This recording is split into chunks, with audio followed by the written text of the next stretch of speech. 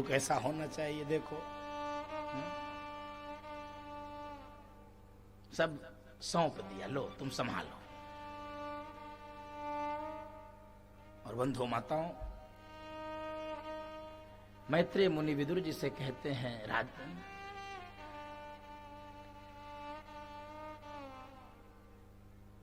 इसी वंश में एक प्राचीन बरहि नाम के राजा हुए, जो हिंसात्मक यज्ञ करते थे, देवताओं को प्रसन्न करने के लिए पशुओं की बलि चढ़ाते थे।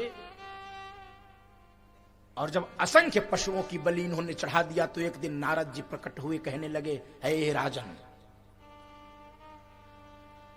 जितने पशुओं को तुम बलिदान कर चुके हो, बलि दे चुके हो, जरा एक बार दृष्टि उठाकर देखो किस प्रकार से तुमको घूर रहे हैं, किस प्रकार से तुम्हारी ऊपर दृष्टि। और जब देखे हैं एकदम कांप गए। अरे नारद जी से कहिए, हमको क्यों देख रहे हैं? तो नारद जी ने कहा, ये पशु तुम्हारी प्रतीक्षा कर रहे हैं, आओ तब तुमको बताते हैं, आओ अब तुमको हम बताते हैं।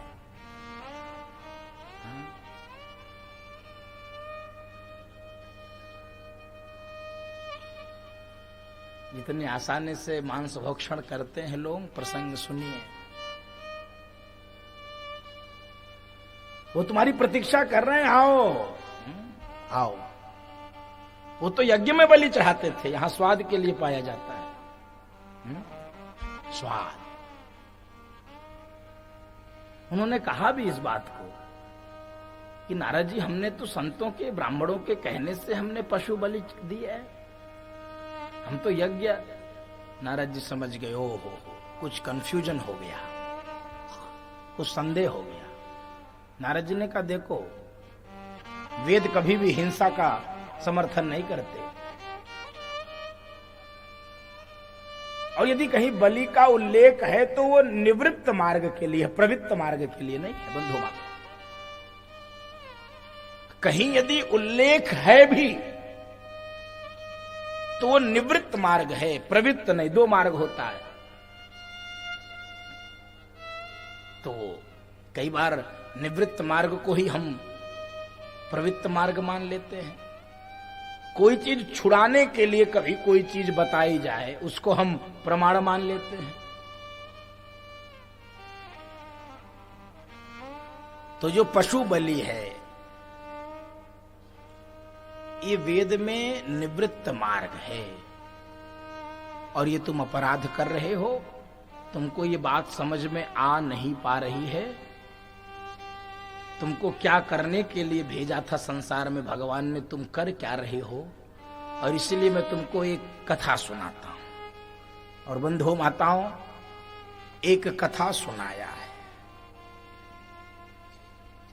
नारद जी ने, जिसे कहते हैं पुरंजनोपाख्यान। श्रीमद् भागवत में पुरंजनोपाख्यान। मैत्रेय मुनि कहते हैं, विदुर जी जब प्राचीन बरी घबरा गए तो उनको एक कथा सुना के उनको शांत किया है। इस कथा को जो जो समझ लेता है उस जीव का कल्याण हो जाता है। समझने के लिए थोड़ा एकाग्रचित्त होना पड़ेगा, थोड़ा दिमाग लगाना पड़ेगा, नहीं तो प्राचीन बरी को भी ये कथा बाउंस कर गई थी। नारद जी कह रहे हैं, देखो दो मित्र हैं, दो मित्र, एक का नाम है पुरंजन, एक का नाम है अविज्ञात। एक अविज्ञात, एक, दोनों घनिष्ठ मित्र हैं।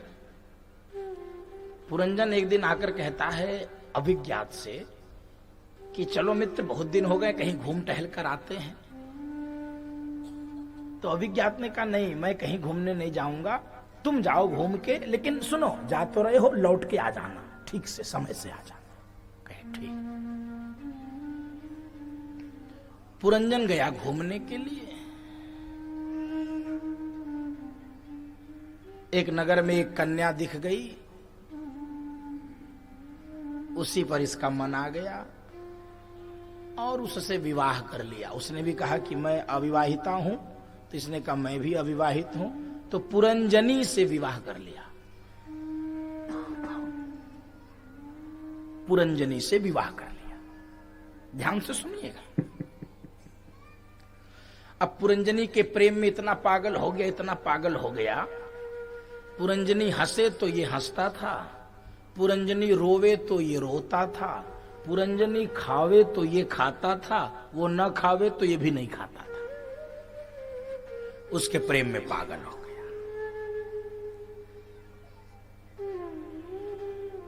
और एक दिन एक जरा देवी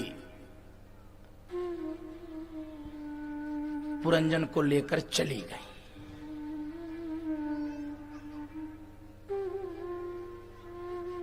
और पुरंजन को जब पता चला कि मुझे लेकर कोई जा रहा है, इतना रोवे, इसलिए हम जा रहे हैं, इसलिए नहीं, अब मेरी पुरंजनी कैसे रहेगी, अब मेरी पुरंजनी कैसे रहेगी, मेरे बिना वो रह नहीं पाएगी। और पुरंजनी को याद करते करते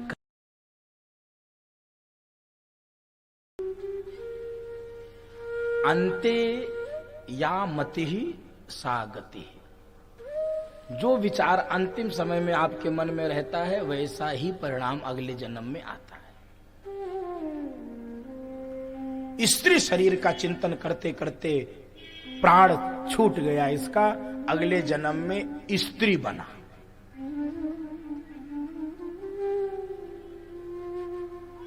यवनेश्वर को जादू आता था, उसने जादू कर दिया, इसकी स्मृति को लोप कर दिया, ये स्त्री बन गया। और जब स्त्री बना तो राजा मलय ध्वज से इसका विवाह हुआ।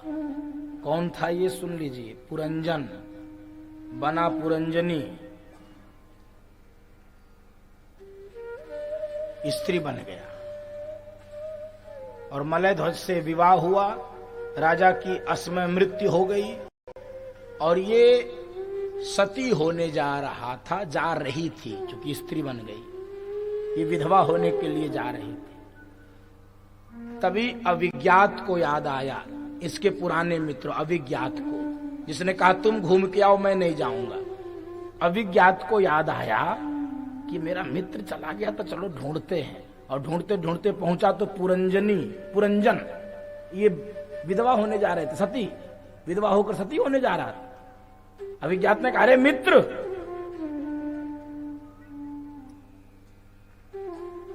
तो ये पुरंजन कह रहा है तुम्हारा दिमाग खराब है, एक स्त्री को, वो भी विधवा स्त्री को तुम मित्र कह रहे हो, तुमको समझ नहीं, एकदम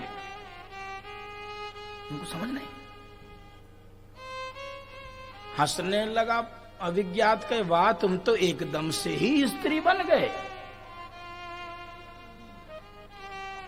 अब पुरानी पुरानी बातें याद दिलाने लगे, तुमको कुछ याद है, कौन हो तुम? और पुरानी सारी घटनाएं जब बताया कि हम तो मान सरोवर के मुक्त हंस थे दोनों, और क्या निर्द्वंद होकर, निष्पक्ष होकर हम विचरण करते थे, और तुम आज ये कहां स्त्री बनकर विधवा होकर जा रहे हो सती होने के लिए। उसको याद आया, स्मृति लोप हुई, पुनर्जन्म वाली स्मृति फिर आ गई। नारद जी के प्राचीन बड़ी कहानी समझ में आ रही, कहे महाराज कहानी अच्छी तो बहुत है, लेकिन समझ में नहीं आ रही। सुनने में तो बहुत अच्छी लगी, समझ में नहीं आ। तो देवर्षि नारद ने कहा, सुनो अब, अविज्ञात है परमात्मा, पुरंजन है जीवात्मा, और इन दोनों का पुराना साथ है। वंदो माता। परमात्मा तो स्थिर रहता है अपने लोक में, पुरंजन को भेज देता है, यानी जीवात्मा को भेज देता है विचरण करते रहना। लेकिन सुनो, विचरण करते समय दृष्टि तुम्हारी मेरी ओर रहनी चाहिए, परमात्मा से दृष्टि हटनी नहीं चाहिए। और बंधु माताओं, यही जीवात्मा का धर्म है कि संसार में आवे, विभिन्न योनियों में आवे, अपने जीवन की यात्रा पूरी करे, लेकिन जीवन यात्रा पूरी करते करते भी उसकी दृष्टि सदैव परमात्मा की ओर रहनी चाहिए, परमात्मा से उसका अलगाव बिलगाव नहीं होना चाहिए। ये है इस प्रसंग का। और सुनो, नारद जी ने कहा प्राचीन बरहे, ये जो जीवन है ना, आहा हा हा, ये परमात्मा ने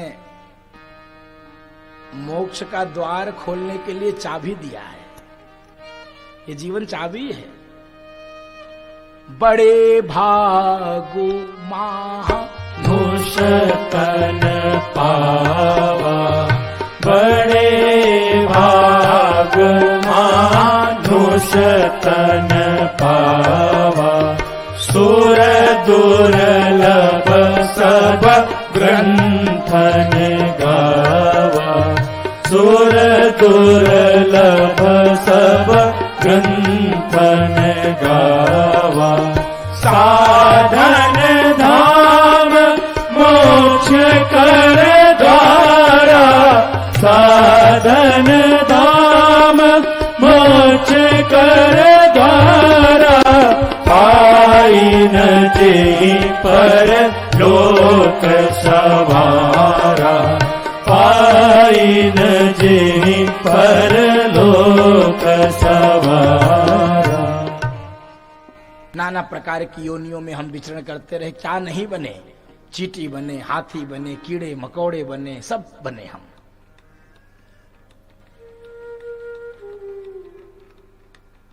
और फिर भगवान को करुणा आई तो उन्होंने हमको ये मनुष्य योनि दी है। बंधु माता कबहू करी करू नर देहि, कबहू करी करू नर देहि, देत ईश बिनु हेतु सनेहि, देत ईश बिनु हेतु सनेहि। मैत्रेय मुनि विदुर जी से कहते हैं कि नारद जी ने प्राचीन भरी को यह सुंदर उपदेश किया, जीव का उसको स्वरूप का बोध कराया और निवृत्त मार्ग और प्रवृत्त मार्ग का भेद हम दोनों समझे, किससे निवृत्त होना है, किसमें प्रवृत्त होना है। और अब आगे नारद जी ने एक सुंदर सूत्र दिया है। भगवान को जल्दी प्रसन्न करने के लिए, बंधु माताओं, भगवान जल्दी प्रसन्न हो, जब ये प्रश्न आया नारद जी के सामने, इन्हीं के वंश में 10 प्रचेता गण हुए, उनका विवाह वृक्षों की कन्या वार्क्षी से हुआ। और दक्ष ने जब नारद जी से प्रश्न पूछा, ईश्वर को कैसे प्रसन्न जल्दी से किया जाए, जल्दी से ईश्वर कैसे प्रसन्न होते, तो सूत्र दिया है, उसको आप भी सुनिए। दयया सर्वभूतेषु संतुष्ट्या येन केन वा, सर्वेन्द्रियोपशान्त्या च तुष्यत्या सुजनार्दनः। दयया सर्वभूतेषु, सभी प्राणियों के प्रति दया का भाव, भगवान को प्रसन्न करने के लिए दया चाहिए, दया। और बंधु माताओं, मैं तो इतना ही नहीं कहता हूं, याद भी संसार में उन्हीं को किया जाता है जो दयावान होते हैं। दया का उल्टा करिए, क्या बनता है, याद। याद उन्हीं को किया जाता है जो दयावान होते हैं, जो दया करना जानते हैं। दया सर्वभूतेषु संतुष्टिया येन केन वा, जिसमें भी हो जाए वो संतुष्ट, कुछ चाहिए नहीं अलग से। संतुष्टिया येन केन वा, भगवान ने गीता में साधक के लक्षण बताए हैं। संतुष्टो येन केन चित, जो भी मिल जाए,